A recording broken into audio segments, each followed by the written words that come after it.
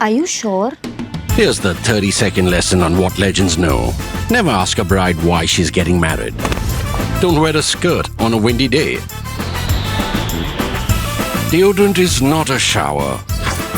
Don't sniff chili flakes. And don't forget, saving is not investing. Legends don't just save, they invest in mutual funds. Mutual fund investments are subject to market risks. Read all scheme-related documents carefully. How do we tell you the story of Vinesh Phogat today? Or maybe the story of how a tragedy played out with her today. Today, when she was on the verge of a definite silver medal that was in her pocket, but also a most likely gold medal because she had already defeated the reigning world champion who had won all 82 of her bouts until she ran into Vinesh Phogat. And the other finalist she was facing now, the American wrestler, she has faced her twice in the past. On both occasions, Vinesh Phogat had won. So these were very good odds. However, all of us know the drama that got enacted and what happened today. If I were to put a headline to it, what headline would I put? I'll say maybe 100 grams in the way to 556 grams. Sorry, 100 grams versus 556 grams. We know what is the 100 grams we're talking about. That is the weight by which she was ahead of the limit of 50 kilos, because that was the category in which she's been fighting. And 556 grams is the weight of an Olympic gold medal, just about half a kilo. Now, how much is 100 grams? So I will tell you something that a champion American wrestler, in fact, I will draw a little bit from him, Jordan Burroughs. Check out his Twitter handle. I'm sharing a screenshot with you. Check out his Twitter handle, and he's been talking about this since the morning and talking about the unfairness of this situation. And he's been saying that this will teach the Olympic Committee to actually increase the weight categories, or maybe give some flexibility between weight categories, because wrestlers go through a brutal process of cutting their weight before the weigh-in. So he says, what's 100 grams? It's a bar of soap, it's a kiwi as in the fruit, it's a bar of soap, it's a kiwi, 2 eggs or 100 paper clips. That's all. It was for that much that not only was this final position lost, but she was completely disqualified and placed at the end of the rankings among all the wrestlers. That's what disqualification leads to. Jordan Burroughs, by the way, is a 2012 Olympic wrestling gold medalist and also 6 times world champion. Between 2011 and 22, 6 times world champion, thrice world bronze medalist. So he's not a nobody, and see his tweet, he says, give Vinesh the silver. Now, how does this weight business work? You've been watching this on your TV, you've been reading it. Let me just tell you briefly that for men as well as women, the World Association, which is UWW, United World Wrestling, UWW controls or governs global amateur wrestling. There are many other federations which do this kind of wrestling or that kind of wrestling, but amateur wrestling, both freestyle and Greco-Roman, is governed by UWW. And the Olympic Games also follow for wrestling the principles of UWW. Now, there are principles which are varied for other tournaments which don't have UWW rankings. For example, some of those tournaments, including World Championships, they would allow you a 2 kilo flexibility. That means from the first day weigh-in to the next day weigh-in, right? So first day, if you check out your weight correctly once, then you are right. You can then go up 2 kilos, maybe on the next day, etc. But those are not things that really matter right now, because the Olympic sport is run, in this case, Olympic wrestling is run by UWW rules. And UWW rules are completely unforgiving. Now what happens? 6 categories for men, so 6 gold medals for men, 6 gold medals for women. The categories for men are 57 kg, that's the minimum, then 65 kg, then 74 kg, then 86 kg, then 97 kg, then 125 kg, right? Those are the categories for men. So 1, 2, 3, 4, 5, 6 categories. 6 categories for women. Men start at 57 kilos, women start at 50 kilos. That's the category in which Vinesh Phogat was fighting. So 50 kilos, then 53 kilos. That is the category in which Antim Panghal, also from the same state as Vinesh Phogat in India, that is Haryana, Antim Panghal was fighting, unfortunately lost her bout. So 50 kilo category Vinesh Phogat, 53 kilo category Antim Panghal, then 57 kilo category, 62 kilo category, 68 kilo category, 76 kilo category. Now what we have to understand is that a wrestler, if a wrestler is 2 kilos above, say, a lower category, then that wrestler will have to fight in a higher category. So if a wrestler was 52 kilos, she cannot fight in the 50 kilo category. She has to go and fight in the 53 kilo category, which means she has to fight with a wrestler or with wrestlers who have more weight on them, who are stronger than them. This is only 3 kilo gap between categories 50 and 53, and that is too narrow a gap, and that is what I think Jordan Burroughs is also trying to say. Then you have 53 to 57, that's a 4 kilo gap, right? And then 57 to 62, 5 kilo gap, 62 to 68, 6 kilo gap, and 68 to 76, that's an 8 kilo gap, right? So gaps are very limited, which means if a wrestler is, say, 71 kilos, that either that wrestler has to come down by 3 kilos and contest in the 68 kilo category, or the wrestler has to try and bulk up and contest in the 76 kilo category. If that's too much, that makes the wrestler feel overweight, then just hard luck. You have to fight with wrestlers heavier than you, stronger than you. And that is what causes the challenge, because the gap is so little. So think of 50, 53. Men's category, in fact, in some cases, the gap is a little bit more, but in some categories, it's cruel. That larger gap also becomes cruel. For example, the first two categories, 57 to 65, there's an 8 kilo gap. For women, the first two categories, there's just a 3 kilo gap. For men, it's an 8 kilo gap. Maybe it makes it a little more convenient. 65 to 74 is a 9 kilo gap. It goes up then. 86 to 97 is 11 kilo gap. But then 97 kilos to 125 kilos is a 28 kilo gap. So you either be 125 kilos, which means giant, what has usually been called the super heavyweight category, or if you are 110 kilos, 115 kilos, 117 kilos, either you find a way of adding those 10 extra kilos, which is tough for anybody, or try and bring yourself back to 97 kilos. And that is the challenge, and that is the reason there is demand for increasing weight categories, which would mean increasing more medals for wrestling. However, as we know, International Olympic Committee has been debating for some time on the idea. It's been discussing the idea of dropping wrestling as an Olympic sport altogether, and that is something that India has been opposed to in the past. So what's happened in this case? In case of Vinesh Phogat, the system has changed, first of all, with the weigh-ins. Weigh-in is when you come and weigh in yourself to say, I'm in the right category. Now, wrestlers go through enormous amounts of effort to come to the right category, because most wrestlers do not maintain the weight of the category in which they are wrestling. They almost always maintain a higher weight.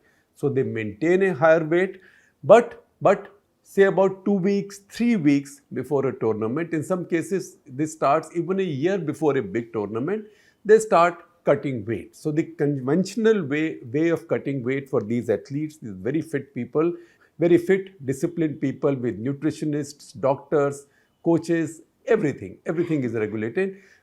The usual way is to try and cut 200 to 300 grams of weight per day. That is something that their bodies can manage. But what happens on the bout day? Because even if you get your weight all right on the bout day, as Vinesh Phogat did the day of her first 3 bouts. Now that was the day she had to fight 3 bouts. First was first round, but with the world champion, right? World champion of so many years and 82 bouts undefeated, the Japanese boxer. The second was her quarterfinal.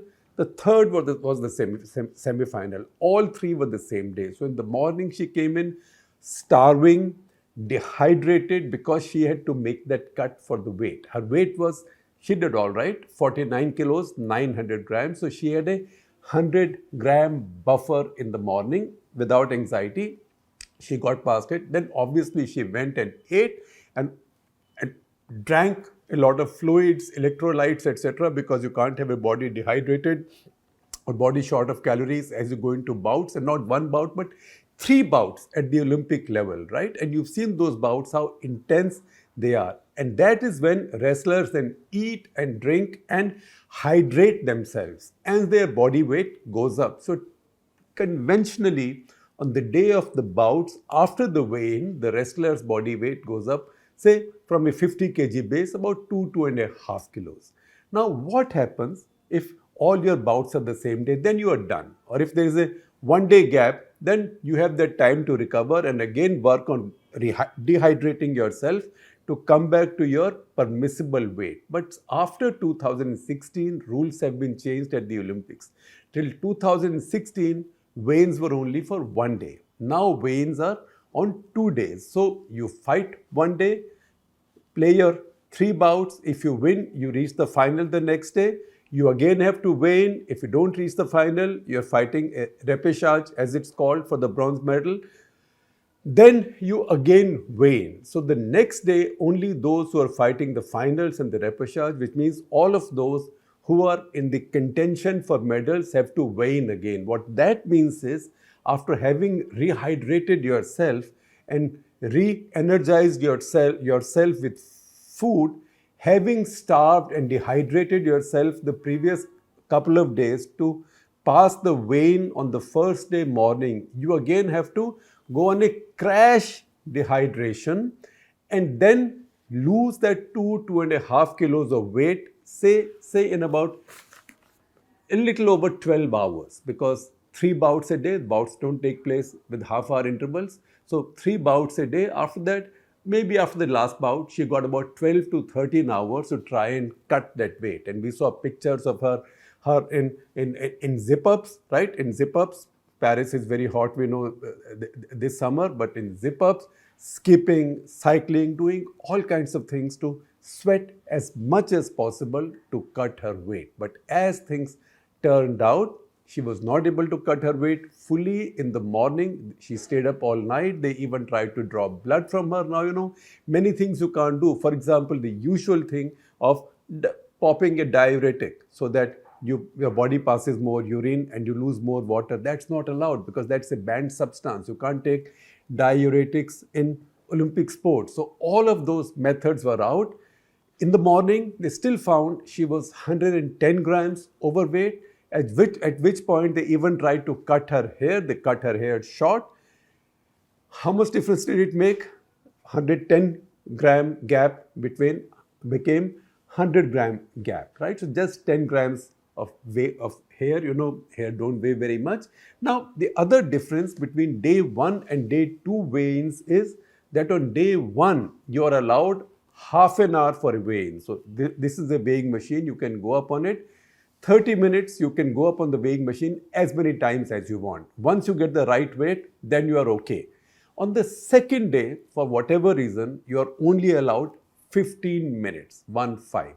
So maybe, in fact, that's what the team's doctor is saying, Dr. Pardiwala, that maybe if he had a little more time, we would have still been able to bring it down to normal weight. Maybe they would have tonsured her, that would have lost another 20 grams, maybe done something else. I don't know, but they had only 15 minutes. So that is how the game played out.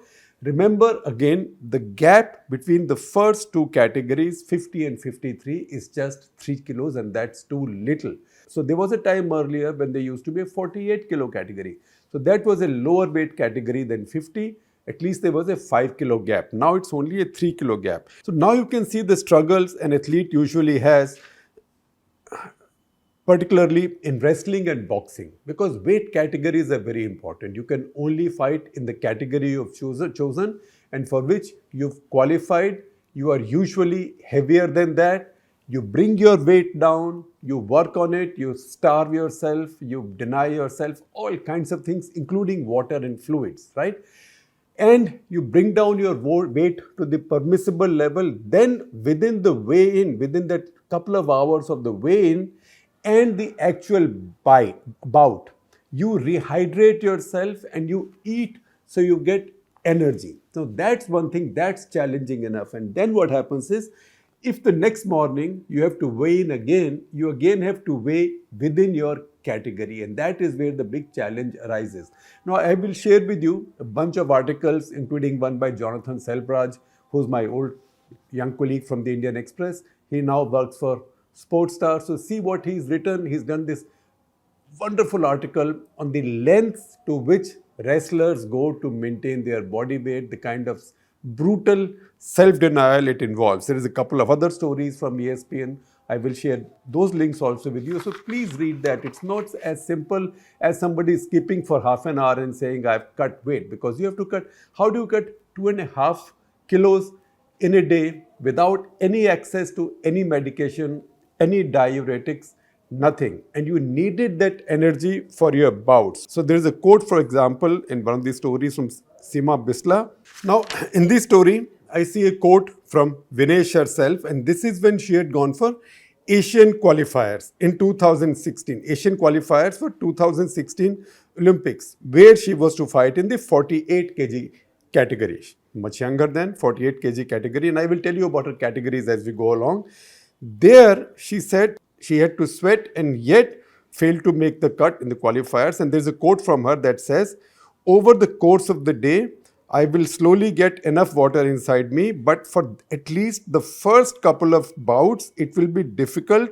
It will be difficult to focus. Sometimes the opponent looks blurred because the eyes can't focus. That's how much you have to dehydrate to get to the weight. Now, how desperate does it get? Again, I see from one of these ESPN stories, of which I'm sharing a link with you, there is an incident, and I've checked out on internet that incident is correct. I've Googled it. That incident is an example of what happens because of what's called as RWL. RWL is rapid weight loss. That means your body dehydrates very fast, but you need to dehydrate even more, right? So you might put on more warmer clothing and dehydrate more, and sometimes the sweat inside can lead to hypothermia. Particularly in colder weather, it can bring down your body temperature, and that can have dire consequences. So the incident mentioned is of 1997, where three US college wrestlers, women, they died within 33 days of each other of similar causes. And what were the causes? Dehydration, hypothermia. After hypothermia and dehydration, put on more woolen clothing and dehydrate more, and that sweat inside leads to more hypothermia. That means body temperature going too low, and that then causing a heart attack, and then kidney failure, which is fatal because it all happens so quickly.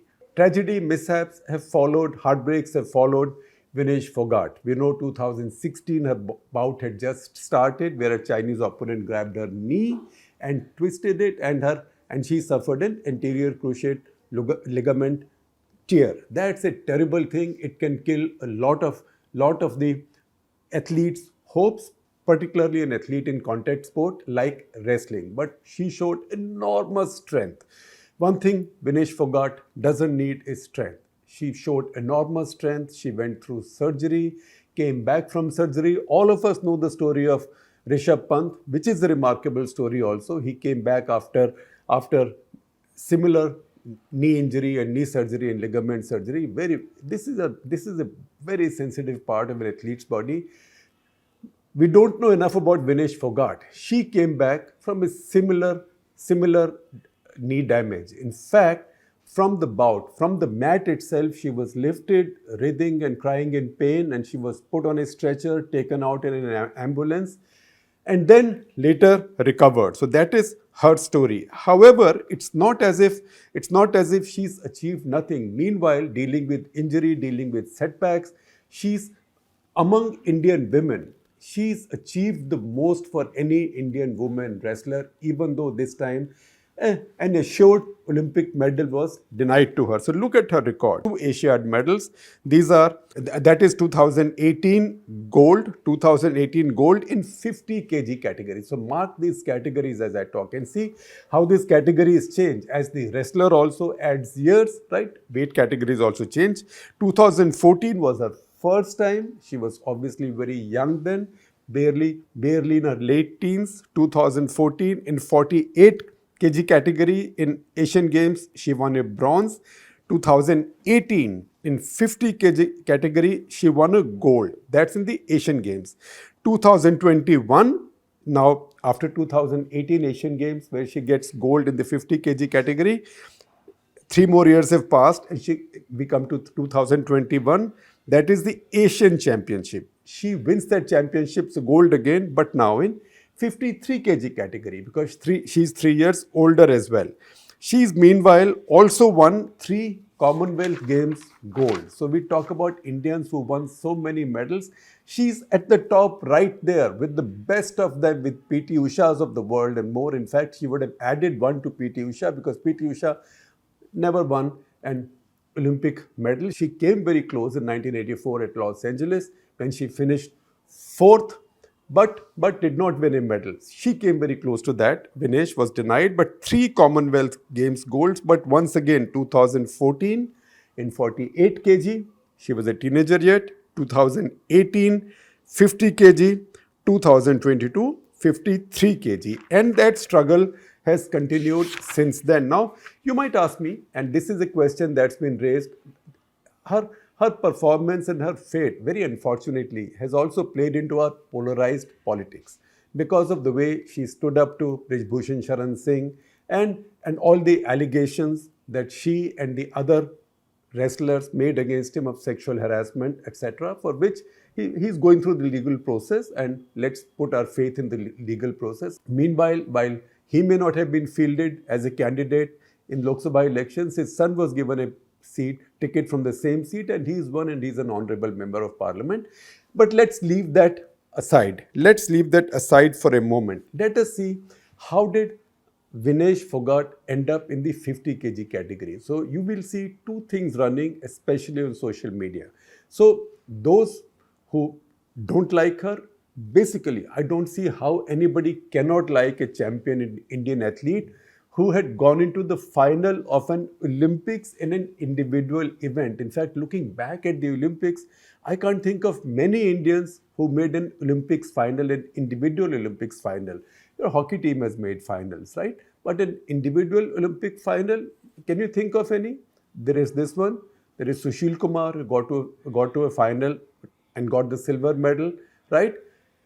There are other people who got silver medals, Rajyavardhan Singh, for example, but those are not like those are not like finals in this sense. The only other final I can think of is PV Sindhu against Carolina Marin in the badminton women's individual singles final, and that there also PV Sindhu won silver. So an Indian getting into an Olympic final is the rarest of the rare events. So I can't see how anybody can dislike Vinesh Phogat because your politics might disagree with her actions, which you may see as being adversarial or detrimental to your politics. So let's leave that aside. We say keep politics out of sport, but don't drag sports people into the larger political arguments of the day. That is what's happened in her case. So the question is, the insinuation that's being made is that, oh, she preferred to fight in a lighter weight category, so she will have to fight weaker wrestlers, whereas her category would have been 53 kg. So why did she not fight in 53 kg? And there is a lot of rumor, there is stuff going on. Oh, she had gone for trials for 53 kg, but she was defeated by somebody. No, I will tell you the facts as I understand from published material and from established information. What had happened was that 53 kg category in the World Championships in 2023, Antim Panghal, who is also a super talented Indian wrestler, unfortunately lost her bout today, Antim Panghal, she won a bronze medal in 53 kg category at the last World Championship in 2023. That gives her, or through her, that gives India an automatic quota seat in the 53 kg category in the Olympics. It's not easy. A country just can't say I'm sending two wrestlers to this category, one wrestler to that category. You have to qualify to get it. Sometimes people make fun of somebody who finished last in an Olympics race. But remember, the person who finished last in an Olympics race already must have passed a very high test to qualify to be in that Olympics race. So that 53 kg category, there was ambiguity where Antim Panghal would automatically be sent for it, or will there be qualifications in India or trials. So earlier, the Wrestling Federation of India, such as it is, I will not go into that, Indian Wrestling Federation said that all those who are fighting, this was a domestic qualifying tournament, all those who are fighting in that tournament, all the semi-finalists in every weight category will be part of the trials for Olympic selections in that weight category. What happened there was that Vinesh Phogat made the semi-final but gave a walkover, did not fight in the semi-final because she thought that her basic qualification for the 53 kg trial had been met, and now she'll go through 53 kg trials. But then what happened? One of those mysterious things, or maybe not such mysterious things, happened in Indian sport. After this happened, the Wrestling Federation said, no, there will not be any trials for 53 kg category. Because Antim Panghal has got that quota seat, we'll be sending her. So Vinesh Phogat can choose another category. At that point, she chose to drop her weight and fight in the 50 kg category. It wasn't by choice. Now, I'm not saying that Antim Panghal was a poorer choice than Vinesh Phogat in 53 kg category. Maybe Vinesh Phogat did so much better in 50 kg category because she came to a lighter weight. But first of all, she did not came there by choice. Second, she did not come there by preference. Third, she came there by compulsion. Fourth, it was a decision of the federation, which first apparently said they will hold trials but did not hold trials. Vinesh Phogat kept on demanding trials, including trial bouts with Antim Panghal as well. That was not granted. So did someone in the federation then want to ensure that Vinesh will not fight in the 53 kg category? Right now, I would say that I'm not tracking Indian sports so closely as a reporter to be able to tell you more about that, but there is something there. So these four facts are established. And fifth, then, it has been a struggle to maintain that 50 kg weight, and that's what didn't happen today. Now, the doctor, I heard him say on TV screens that, we thought that the weight gain will be about 1.5 kg, it became more than 1.5 kg. How the hell can that happen? With such laser-eyed doctors and experts around you, how can your weight go up so much? They have to be watching, right?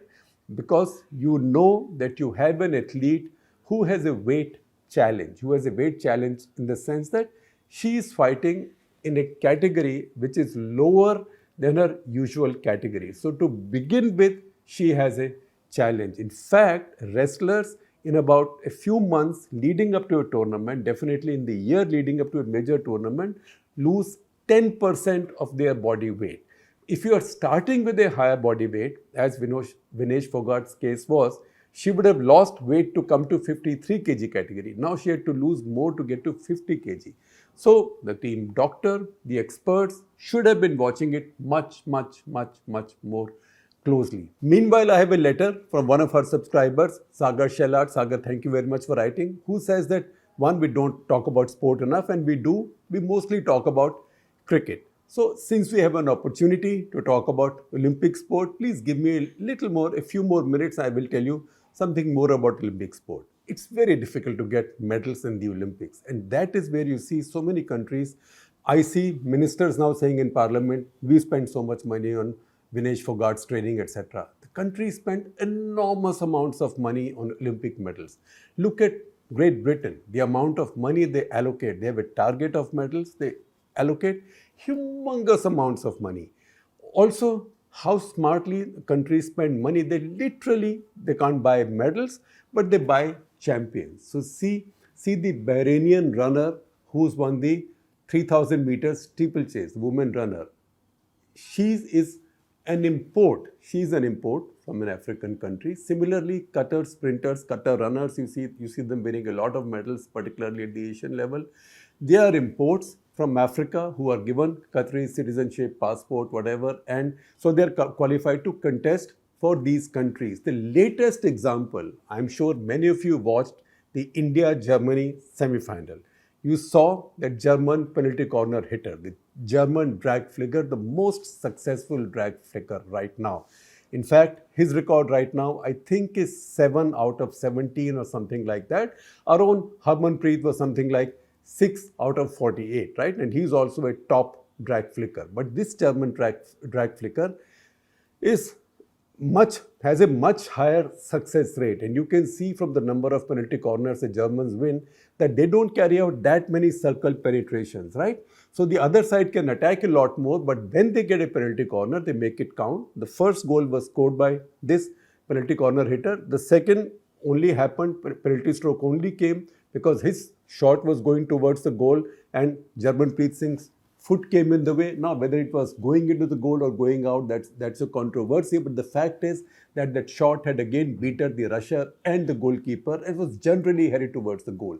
And even after that, he got a couple more shots which were directed at the goal, and they were quite deadly.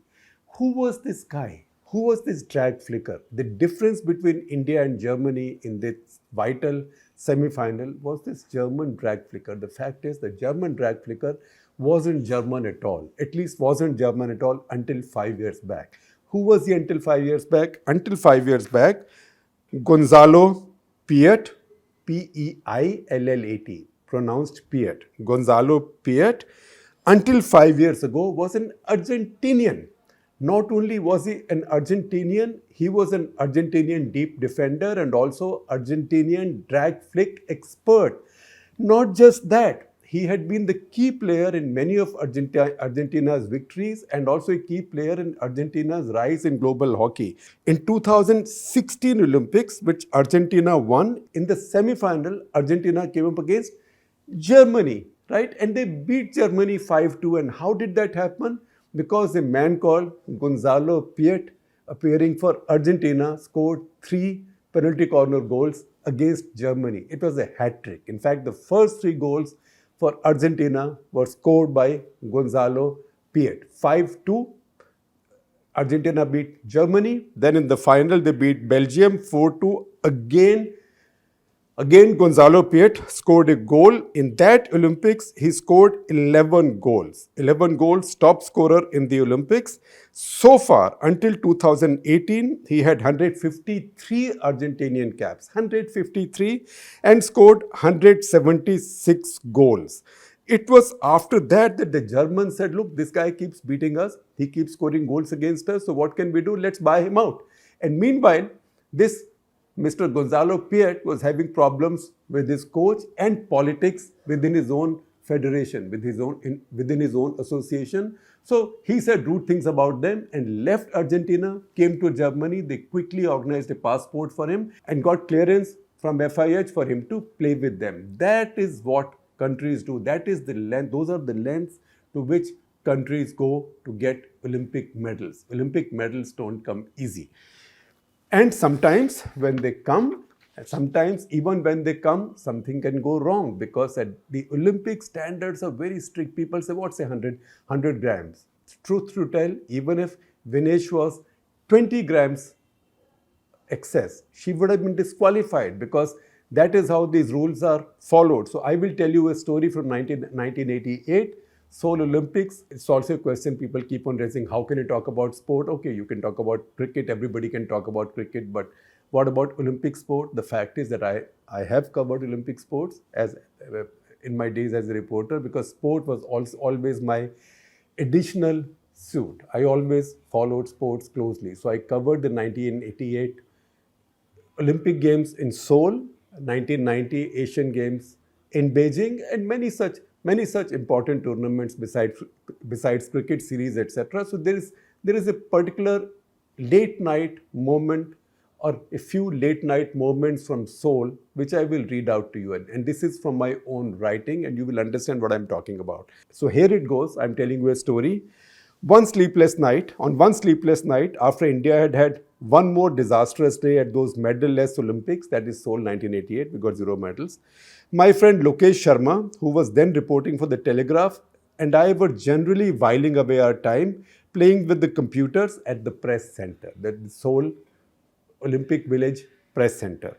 I was in fact playing with a new app, though the Koreans had invented one already in 1988, where you hit an athlete's name and could check out his or her biorhythm on any given date. And then Lokesh came sprinting in as if he had seen a miracle.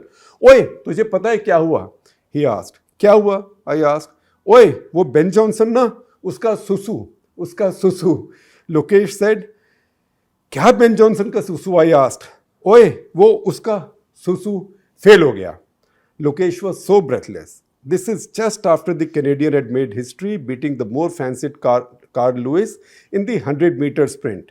Lokesh had overheard 2 lab technicians talking about his urine sample having failed the dope test. We were now sitting on a world scoop. But at 5:30 in the morning at Seoul, which is 3 a.m. in India, we were past all deadlines and it was no use for me anyway, as I worked for a fortnightly then, India Today.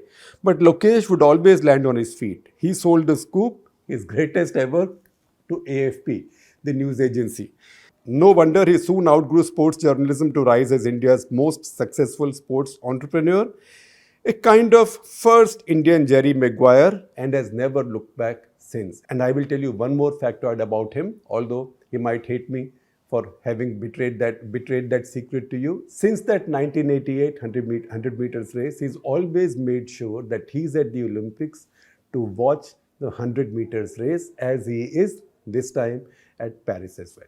So isn't that an interesting story to round off what is a really sad episode of Cut the Clutter? It also tells you the challenge at the Olympic level. This is not something that you can fix here, fix there, throw some money at this, throw some money at that.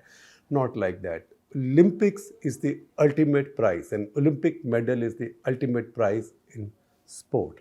And if India has failed to do very much there for all this while, there has to be a lot more wrong with us that needs to be corrected, and that correction has to begin first of all by stopping to drag a brilliant athlete who nearly won you a gold and could not do it for no fault of hers, for zero fault of hers, for just bad luck. You have to stop dragging her into dirty politics.